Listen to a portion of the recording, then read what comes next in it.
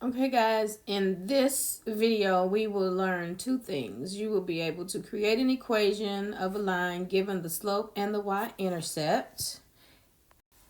And you will also be able to find the slope of a line given the equation of a linear function. It sounds like a lot, but it's not really. We've done these notes before. If you do not have this note page, be sure to pick it up out of the box before you start. Okay. In this equation, in this worksheet, we will identify the slope-intercept form as y equals m. Let me do that in black. Let me do that in black so that I can, or just another color so that, oh, here we go, in black. Oh, yeah, in black. Oh, maybe not. Y equals mx plus b. Y equals, that looks terrible. So you see how when I make a mistake, I use my pencil to erase? I need you all to use your pencil to erase. Y equals mx plus b. And I do that so that I can say that where m is the slope and b is the y-intercept. Now, and then I'm going to write that again down here, where m is the slope and b is the y-intercept. All right, so it says, given the following information, write the linear equation of a line in slope-intercept form. Now, we've already said that y equals mx plus b is the slope-intercept form. I'm going to write it right here. We said that m is the slope and b is the intercept, is the y-intercept. So all you need to do is rewrite this equation, plugging in the slope and the y-intercept. So in this one, where the slope is 2 and the y-intercept is -1, we say y equals 2x minus 1. We say -1 because the slope is negative. You could say 2x plus -1, but that's a lot. It looks cumbersome and confusing. So when your intercept is negative, just say 2x minus 1. Let's do number 2. Again, the formula is y equals mx plus b. So you're just going to substitute in your slope. Y equals, the slope is -3/5, -3/5 x, and the y-intercept is 4, plus 4. Now, x only tells you that the number that's with it is the slope. That's all it tells you. So when you see an equation and there's an x next to the number, then you know that that is the slope. And it must be included in the equation. Let's go down and let's do number 5.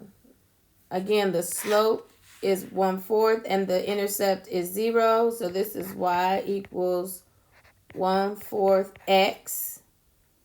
You can either say plus 0 or you can say y equals 1/4 x and just understand that the intercept is 0 because it's not there. Right? All right. That's the first thing.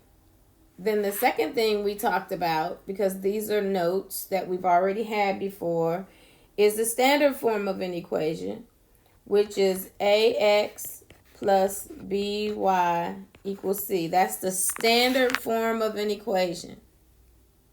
And that's what this is.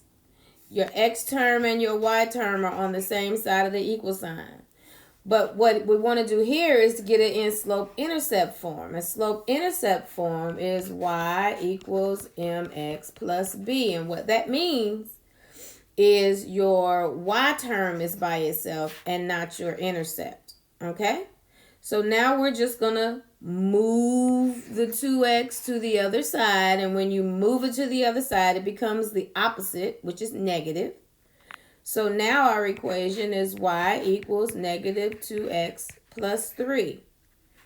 The slope is negative 2 and the intercept is 3. Okay? It's really kind of easy. Let's do number 3. Let's do number 3. Again, we need the y term to be by itself. So we're going to move the x term to the other side and it becomes the opposite. Negative 3y equals negative x plus 12. We say plus 12 because 12 is positive. Y is still not by itself. So that means that we need to divide. This is negative 3 times y. So we're going to do the opposite. We're going to divide by negative 3. We got to do it everywhere. Okay, this cancels. Y is now by itself. And I've told you before that when you see a variable with no number in front, the number in front is 1. Right? So now we have negative 1 over negative 3x plus 12 divided by negative 3 is negative 4. All we need to do now is fix this. And when we're talking about positive and negative numbers or integers, we know that 2 negatives make a positive. So the equation is now y equals 1/3 x minus 4. And that's your answer. So it does take a little bit of work. And what's the slope? The slope is 1/3 and the y-intercept or b is negative 4. And it's negative 4 because there's a subtraction sign in front of the 4. Let's do one more. Let's do number 6. Nope. Let's do number 5. Nope. Let's do number 4. I want to save the challenging ones for you all to give you all a chance to try something harder. All right, here we go. So our formula, our y-intercept formula, I'm just going to remind you, is y equals mx plus b. Y needs to be by itself. It's not by itself. So we're going to move this x to the other side, and that becomes negative. So now we have negative y equals negative x minus 8. And although, we said when you have a variable with no number in front, that is negative 1. So that negative sign means that y is not by itself. So we're going to divide everything by negative 1. I have too many negative signs. Okay.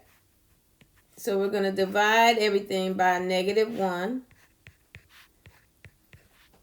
This cancels. Y equals a negative divided by a negative is positive. So that makes this a positive x because, you have a 1 right here. Negative 8 divided by negative 1 is positive 8. That's your formula. That's your equation. M equals 1 because why? Because when you have a variable and there's no number in the front, you know that is 1. So the slope is equal to 1 and the intercept is equal to 8. All right. You should be able to now do these. Rewatch this video if you need to. Make sure that you understand the concepts before you get started. Let me know if you need some assistance. See you in the next video.